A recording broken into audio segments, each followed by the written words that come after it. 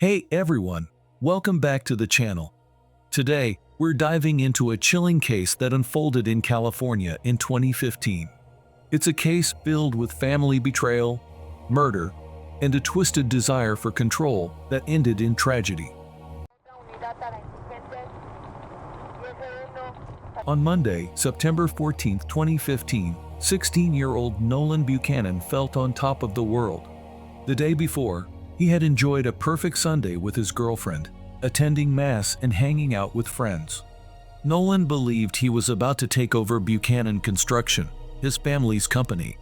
He had dreams of inheriting his father's assets, cars, property, and the business itself. He was confident he could manage the company better than his father, who had run it into debt. But just weeks later, on October 1, 2015, Nolan's life took a dark turn. He was arrested at Bonita High School by the El Dorado County Sheriff's Office. What had started as a peaceful morning for Nolan ended with his incarceration at the Juvenile Treatment Center in South Lake Tahoe. 3 years later, on June 13, 2018, an El Dorado County jury convicted Nolan of 3 murders, sentencing him to 150 years in prison with the possibility of parole after 25 years. So, how did this seemingly perfect life unravel into a horrific crime?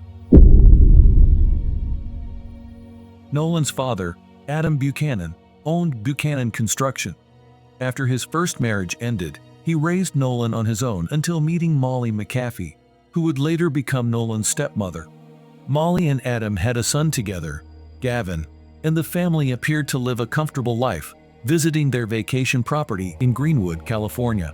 On September 13, 2015, the Garden Valley Fire Department responded to a fire at the family's cabin in Greenwood.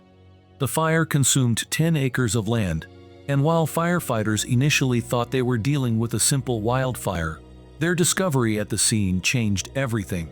Among the remains of the cabin were human bones, a skull, and part of a chest, leading investigators to suspect that someone had died in the fire.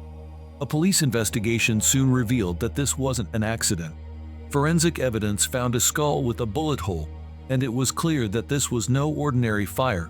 It was a cover-up for a brutal homicide. The remains were identified as Adam Buchanan, Molly McAfee, and their 8-year-old son, Gavin.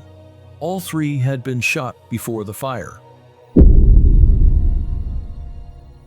At first, the police had no reason to suspect Nolan. When officers visited the family home, Nolan claimed his father had gone to the cabin for the weekend with Molly and Gavin. He stayed home to take care of the house. But as the investigation unfolded, inconsistencies in Nolan's story began to appear.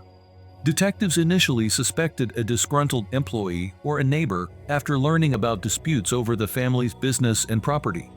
But when a purse containing Adam and Molly's identification, along with a .22 caliber rifle, was found near Buchanan Construction, the case took a different direction. Surveillance footage revealed that Adam had driven his white Ford, not a Dodge truck, to the cabin, which contradicted Nolan's earlier claims. The biggest breakthrough came when traffic cameras captured the family's truck heading toward the cabin late on the night of the murders, with Adam and Molly inside. Hours later, the same truck was seen leaving, but only Nolan was in the vehicle. Nolan was arrested in the middle of class at Bonita High School, accused of killing his father, stepmother, and brother. At trial, Nolan claimed self-defense, stating that his father had shot the family and he had killed his father in a panic. However, the forensic evidence contradicted his story.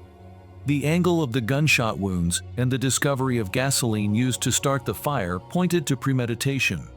On July 13, 2018, a jury found Nolan guilty of 3 counts of first-degree murder. He was sentenced to 150 years in prison, with the possibility of parole after 25 years.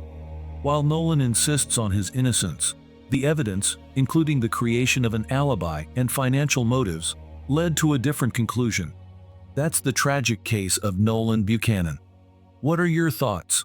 Was this a case of a troubled teen pushed too far, or was it premeditated from the start? Let me know in the comments below. Don't forget to like, subscribe, and hit the bell so you don't miss any future cases we cover. Stay safe, and I'll see you in the next video.